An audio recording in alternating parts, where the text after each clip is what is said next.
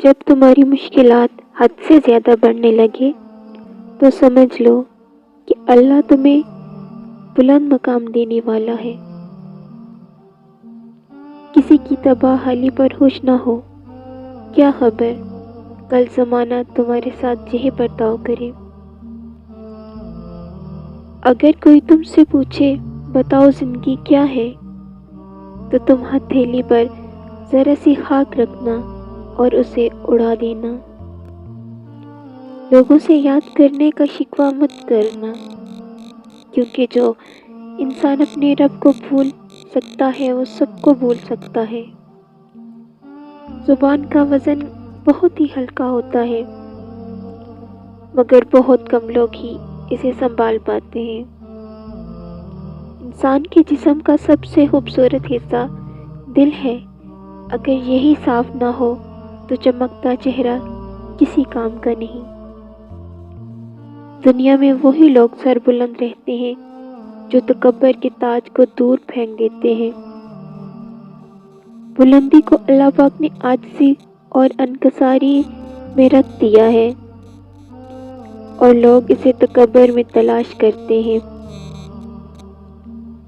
انسان کے لیے دنیا کی نعمتوں میں سے نعمت اسلام ہی کافی ہے۔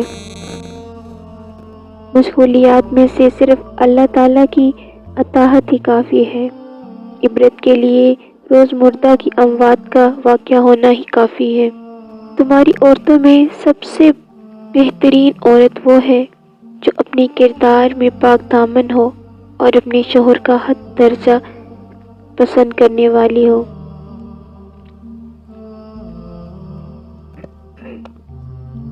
جو چاہتا ہے کہ اپنے رب کو پہچانے، اسے چاہیے کہ پہلے اپنے نفس کو پہچانے۔ صرف دو ہی لوگ مقدر والے ہوتے ہیں، ایک وہ جنہیں وفادار دوست ملتا ہے، اور دوسرا وہ جن کے ساتھ ماں باپ کی دعائیں ہوتی ہیں۔ عقل مندوں کی زبان اس کے دل کے پیچھے ہے، اور بے وقوف کا دل اس کی زبان کے پیچھے ہے۔ جو مرد بار بار عورت کو دھوپ میں لا کھڑا کرے، وہ کبھی اس کی چھاؤں نہیں بن سکتا۔ مرض میں جب تک ہمت ساتھ دے، چلتے پھرتے رہو۔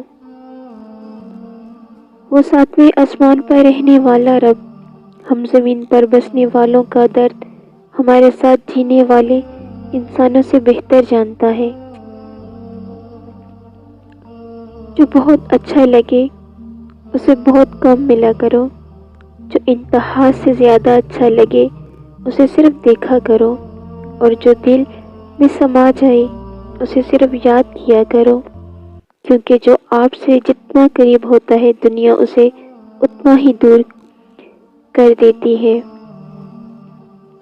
آنسو کا ہر قطرہ دنیا کی ہر چیز سے زیادہ مہنگا ہے، لیکن کوئی اس کی قیمت اس وقت تک نہیں جان سکتا جب تک وہ اس کی اپنی آنکھ سے نہ نکلے۔ رزق کے پیچھے اپنا ایمان خراب مت کرو، کیونکہ رزق انسان کو ایسے تلاش کرتا ہے جیسے مرنے والے کو موت۔ حضرت علی کے پاس ایک یہودی آیا اور کہا، میں نے سنا ہے کہ آپ مسلمان جب عبادت کرتے ہو تو برے برے خیالات آتے ہیں، جبکہ ہم عبادت کرتے ہیں تو ہمیں نہیں آتے۔ حضرت علی نے جواب میں فرمایا، اگر ایک گھر فقیر کا ہو اور ایک گھر امیر کا ہو تو چور کہاں جائے گا؟ یہودی نے کہا، امیر کے گھر میں جائے گا۔ حضرت علی نے فرمایا، تبھی تو شیطان ان کو ستاتا ہے جن کے دل میں اللہ ہو، اور جن کے دل میں اللہ نہیں ہوتا وہاں شیطان کا کیا کام۔